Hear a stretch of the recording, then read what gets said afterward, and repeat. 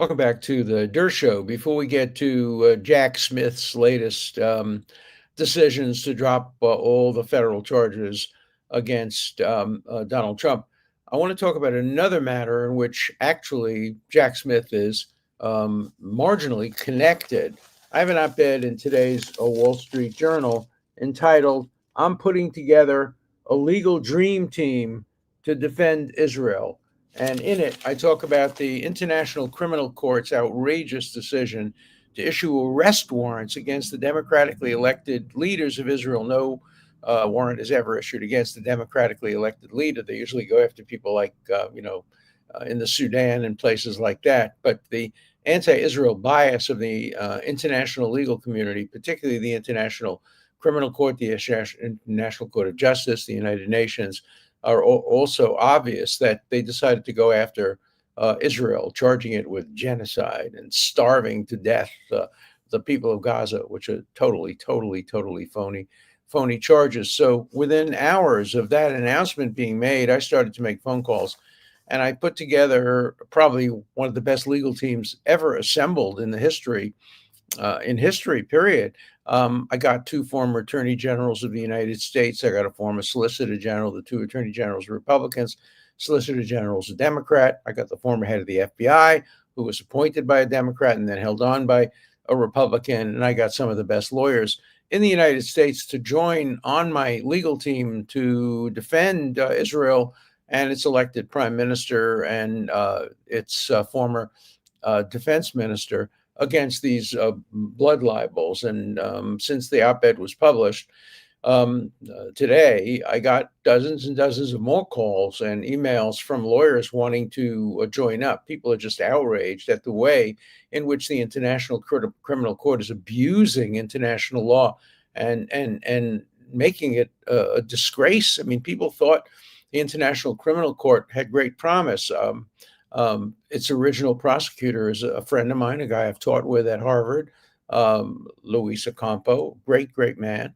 But since it's been turned over to the current head, it's become very politicized. The current head has himself been not only charged with sexual harassment, but also with trying to cover up the sexual harassment. And it's no coincidence that he was planning to go to Israel. I had worked it out with his staff to do an investigation about the allegations of South Africa that Israel engaged in genocide. He was going to go there, and it was all arranged. And then when the charges of sexual harassment came to his attention, he decided he's not going to Israel. Instead, he just decided to issue the arrest warrants without any investigation whatsoever. Well, there will be investigations. We'll do it. My team of lawyers will do it. Even if the ICC doesn't do it, we'll do it. And we'll prove that no country in the modern history of warfare has ever had a lower percentage of civilian casualties as compared to combatant casualties. And there's been no starvation. People have been crying wolf about starvation since October of last year.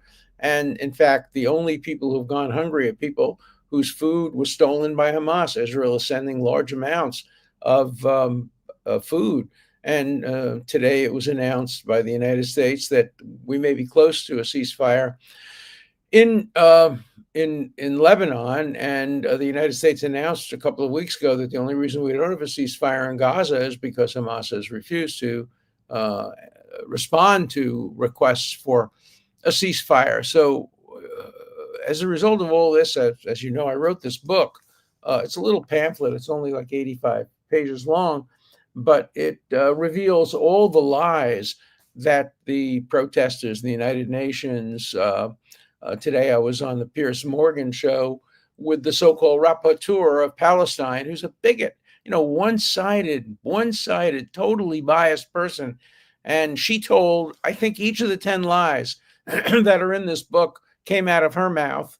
And I thank Piers Morgan for putting her on, because it really shows how biased the United Nations and international courts are against Israel. If she is the United Nations, if she's the personification of the United Nations, she's the personification of everything that's wrong with the United Nations. So before we get to the good news about the Trump charges, federal charges being dropped, just one more bit of good news.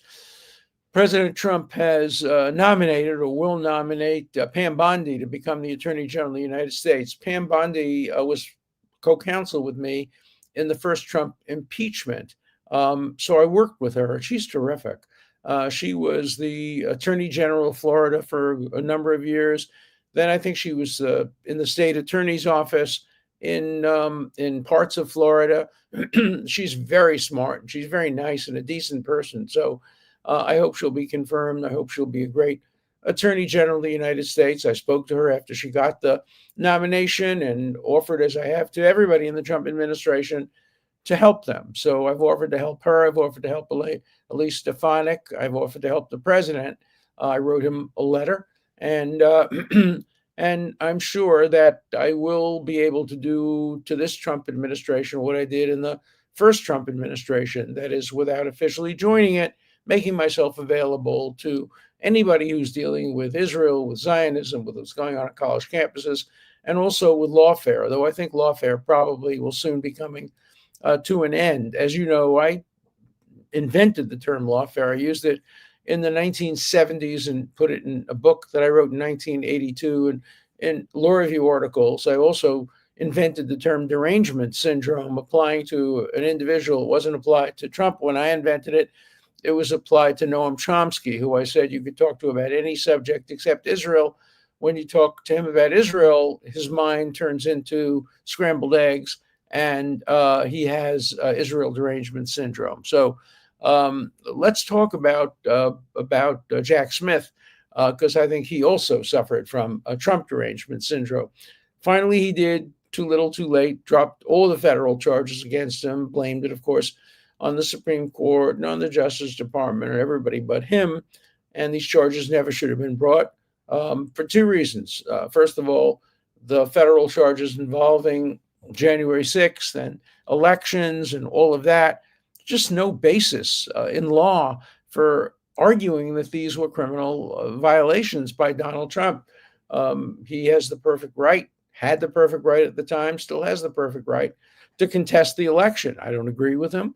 I do agree with him on Pennsylvania. I think Pennsylvania violated the Constitution in the 2020 election, but I don't think the results would have been different. Reasonable people could disagree about that. It's not the basis for a criminal charge. And now we know it won't be the basis for a criminal conviction.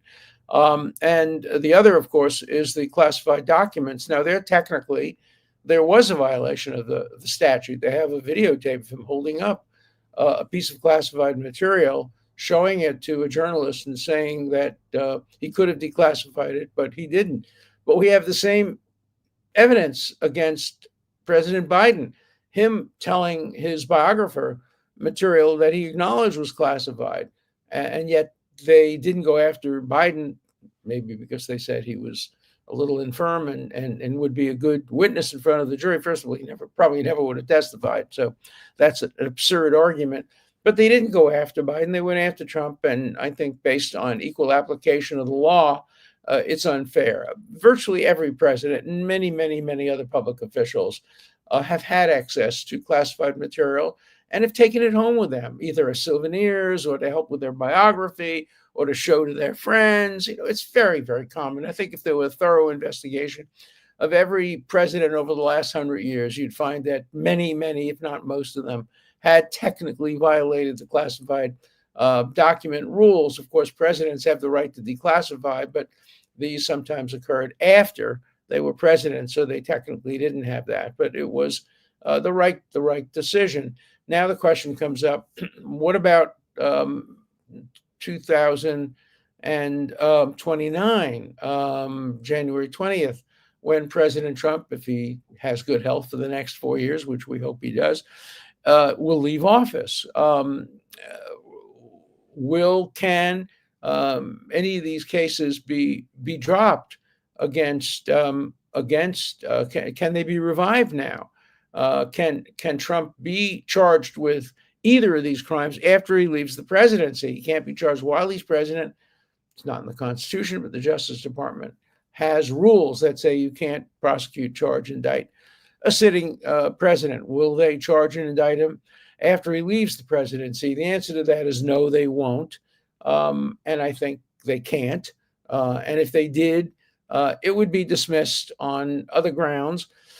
But I don't think anybody is planning to do that. So I think the federal cases are over; they're done with, and nobody should say that President Trump is under indictment for federal cases. Now they're going to say, "Well, yeah, technical reasons." No, they're not technical; they're constitutional.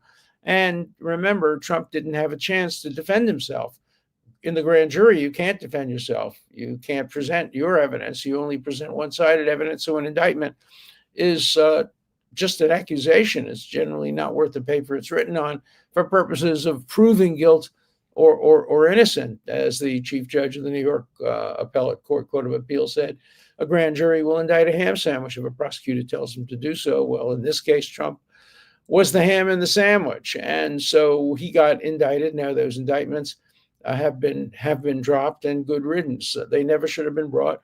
Maybe they helped Trump get elected. I don't know, but I think a lot of people that I spoke to, a lot of people told me how outraged they were by these charges being brought against him, and so he will go into the White House with a clean slate. People will say, "Well, he didn't prove his innocence." Well, that's not the way the system works, folks. You don't have to prove your innocence. They didn't prove his guilt beyond a reasonable doubt. And so he is as innocent as any of us are about any charges that people might bring in the court of public opinion. There's no legal basis whatsoever. There's no need for President Trump to pardon himself, which of course he could do once he becomes president again. But I think the risks of having charges brought against him 4 years from now when he leaves office are so minimal as to not warrant any serious consideration. As you know, I also think that President Trump would do a very good thing if he would have pardoned Hunter Biden and also pardoned the nonviolent January 6th protesters, many of whom have been sentenced, are in jail. My client has not been sentenced and awaits sentencing. I hope he's pardoned. He's a wonderful young man who should be able to go on to a legal career. But right now, his law school was withholding his diploma and won't even let him graduate, even though he graduated with good grades and completed all of his law school. But because he went to protest what he believed was an unfair election, and he was invited in, waved in, we have the videotapes, waved into the Capitol by police, and he followed police orders and went in, did no damage, and then left. Clearly, he should not be prosecuted. And if he is prosecuted, as he is going to be, it should be the president should pardon him and all others who fit into that category of nonviolence. So now the focus is on two cases involving deeply corrupted prosecutors, both state cases. Let's start with Georgia, where you have Fani Willis and her boyfriend, both guilty, in my opinion, of blatant perjury, not only in front of a court, not only after taking an oath on the Bible, but in front of millions of Americans who watched them commit perjury. We watched them as they swore in conflict with scientific evidence that they didn't start their relationship, their sexual romantic relationship, until after he got the job. It's not true. There are cell tower evidence that he was in her house at 4 a.m. I'm sure they were just playing Scrabble. I shouldn't presume anything. I shouldn't rush to judgment when a man and a woman are together. The man is driving to her house at 2 a.m, 3 a.m, 4 a.m. It's definitely Lego or Scrabble or some other innocent activity. Nobody should ever believe the possibility that maybe there was a kiss or sexual activities. That's such outrageous, beyond any possibility of belief. Well, of course it's true. And it happened over and over and over and over again. And there should be a complete investigation as to the perjury committed by the two of them. And there's still a case pending in Georgia as to whether she is recused. Of course she should be recused and disqualified. And of course her whole office should be recused and disqualified. So that charge as well should be dropped. I don't think it's going anywhere, but technically, We don't know whether the state can prosecute and convict the sitting president. There's no real precedent for that. It would be outrageous. Imagine during the civil rights movement if a state could prosecute John Kennedy or any of the other Lyndon Johnson who were enforcing civil rights laws, could prosecute them on state charges. And by the way, these state charges don't even involve them being necessarily in the state.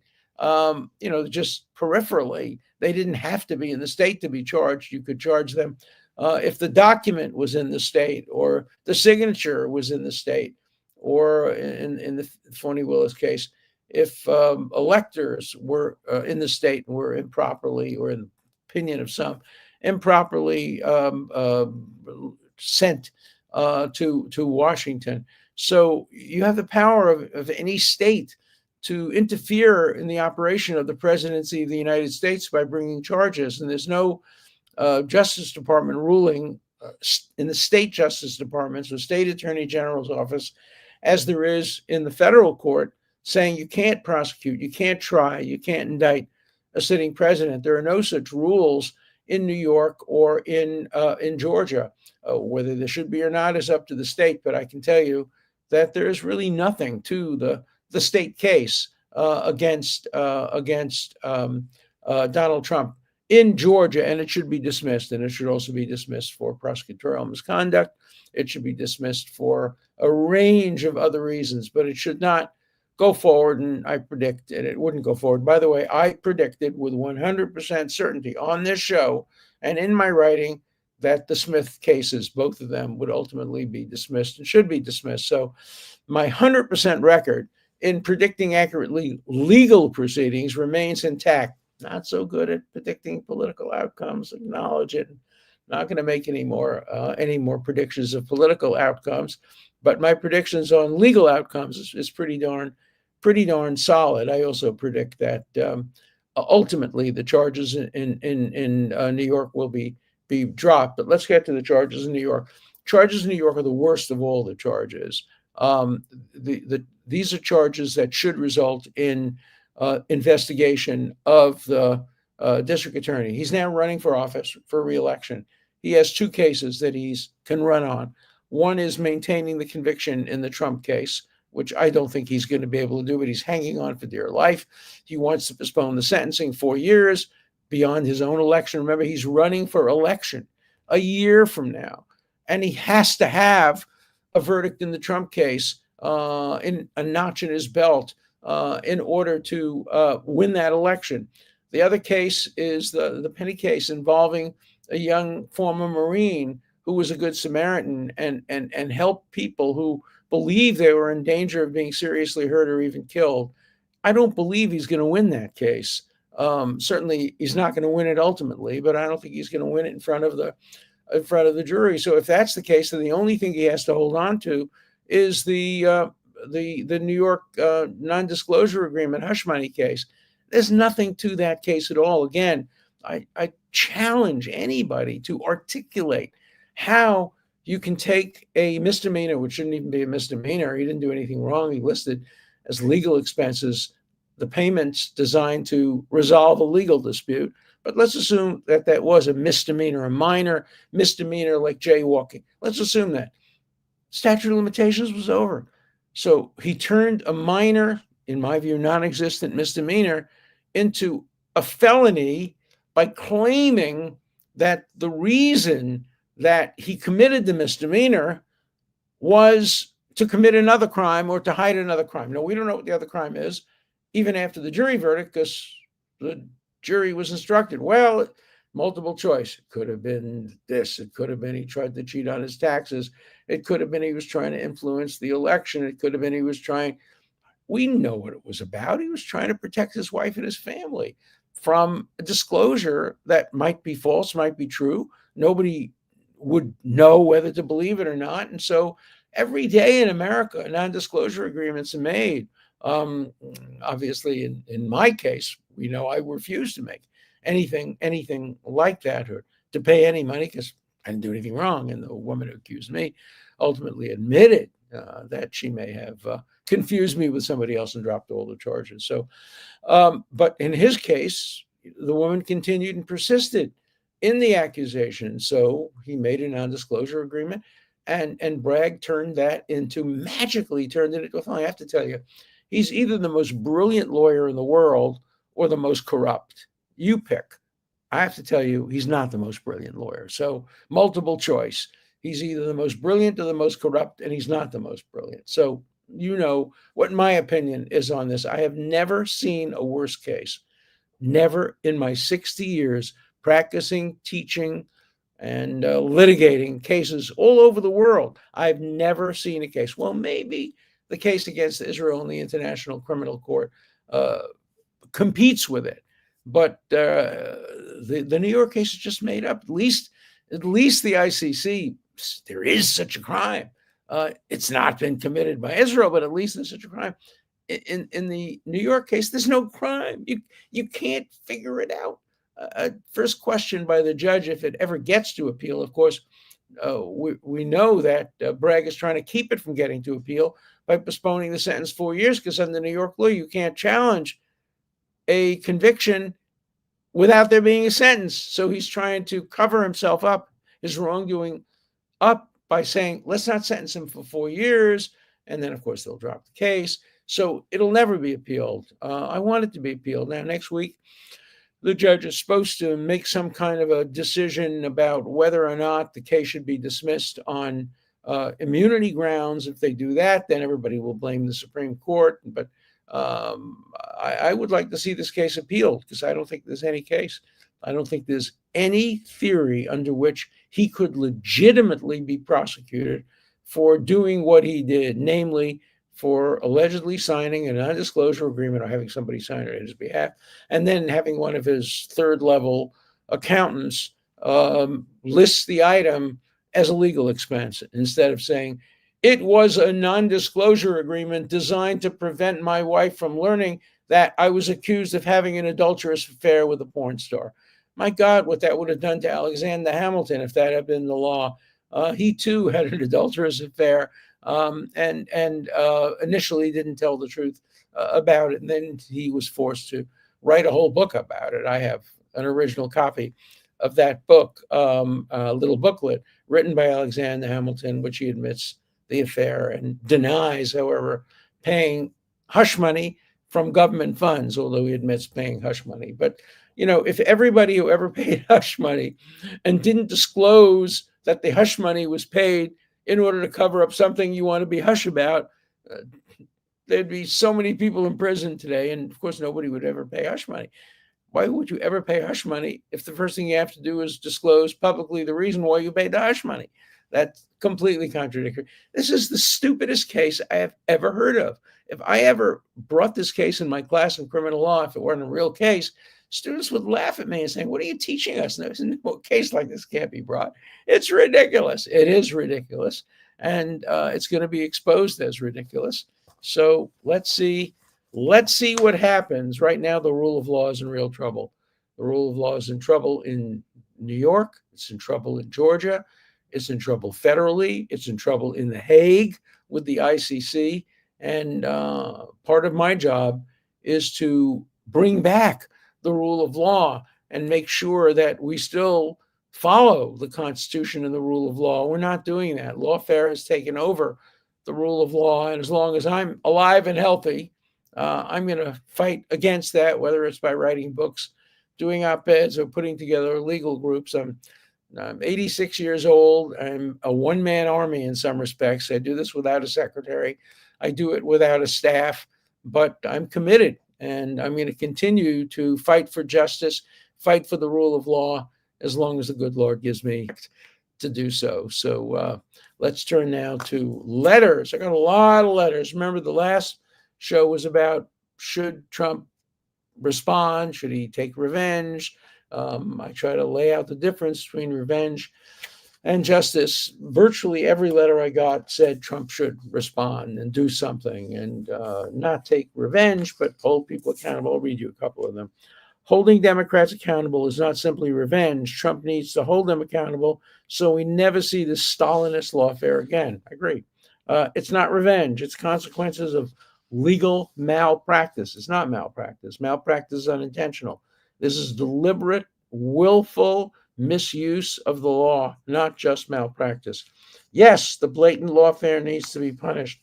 They misused their power and ignored existing laws. Yes, they need to be prosecuted. That's the thrust of the letters that I've been getting on this. Alvin Bragg and Letitia James should be held accountable for what they have done. The judges who allowed this nonsense should also be held accountable. Look, I agree, but I don't know how to hold them accountable because you have today often bar associations that are not responsible and do not often do justice in an objective or fair and nonpartisan way. So it's hard to know where to get justice when you have politicized injustice. It's so refreshing to hear reasoned, objective analysis, very rare in today's political climate. Appreciate what you do, Mr. Dershowitz. I appreciate your comments. That's what I try to do. I hope I do it. Is this really about Trump or about the judicial system, which has no checks and balances that prevents politicization using DAs, special prosecutors, judges, and politicized juries to do their own bidding? Lawfare. How can we prevent it?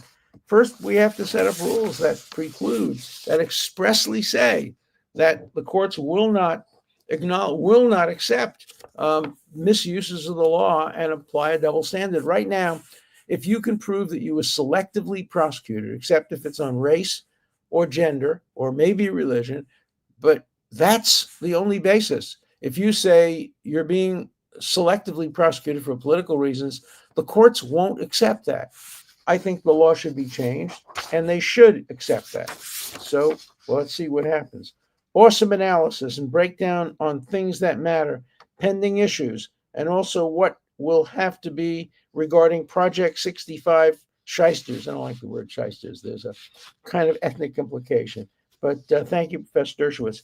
And I think we should go after Project 65. Project 65 has brought McCarthyism to the 21st century and is explicitly designed to discourage lawyers from defending Donald Trump or his administration. And I'm hoping that once the Republicans take over both the House and the Senate and the presidency, there'll be hearings on Project 65.